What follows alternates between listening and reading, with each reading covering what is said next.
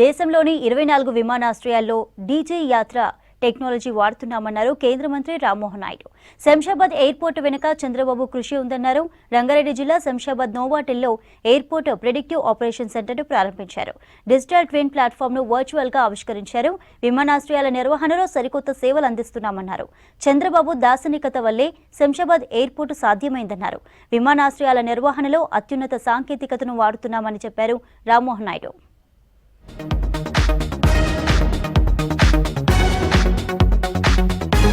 వచ్చే 10 ఏళ్లలో మరో 50 కొత్త ఎయిర్పోర్టులు నిర్మించడమే లక్ష్యంగా పెట్టుకున్నామన్నారు civil aviation minister Rammohan Naidu.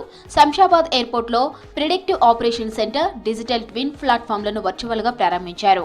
Warangal, Bhogapuram ఎయిర్పోర్టులను 2026 June వరకు పూర్తి చేయాలని అధికారులను ఆదేశించారు కేంద్ర మంత్రి రామ్మోహన్ నాయుడు.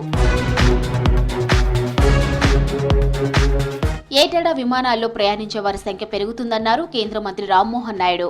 ప్రయాణికులకు ఎలాంటి ఇబ్బందులు తలెత్తకుండా వాళ్ళ టైం వేస్ట్ కాకుండా చర్యలు తీసుకుంటున్నామన్నారు. And my vision for the next 5 years is we have to create 50 more airports in this country itself.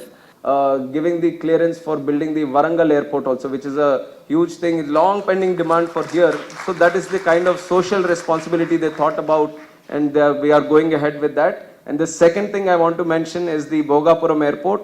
I wanted it to be speeded up. We have a date that before June 26 we have to complete it. So we have to stick to that date. So there is no compromise on that date. I just want to put it on this platform also. ప్రధాని నరేంద్ర మోదీ నాయకత్వంలో విమానయాన మంత్రిత్వ శాఖ వేగంగా పురోగతి అభివృద్ధి చెందుతుందన్నారు Rammohan Naidu. Greenfield ఎయిర్పోర్ట్ల concept వెనుక AP CM Chandrababu Naidu vision ఉందన్నారు. శంషాబాద్ ఎయిర్పోర్ట్ కోసం అప్పట్లో 5,000 ఎకరాలను సేకరించడం అంటే మామూలు విషయం కాదన్నారు. ఇక విమానాశ్రయాల నిర్వహణలో అత్యున్నత సాంకేతికను ఉపయోగిస్తున్నామన్నారు. ప్రపంచం మొత్తం ఇండియన్ ఎయిర్పోర్ట్ల వైపు చూసేలా చేస్తామన్నారు కేంద్ర మంత్రి. Mastermind behind all this. At that point of time, PPP model was not at all a reality in the country.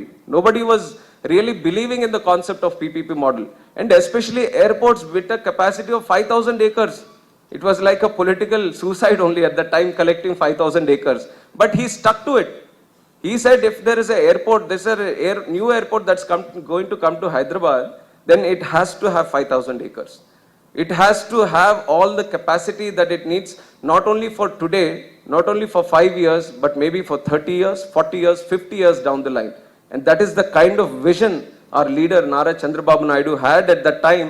And based on that vision, the center was also, he was instrumental in creating the Greenfield Airports policy also, which was then mastered by the central government. విమానాశ్రయం అంటే కేవలం రవాణా సౌకర్యం మాత్రమే కాదని ఉపాధి మార్గం, సాంస్కృతిక కేంద్రం అన్నారు రామ్మోహన్ నాయుడు.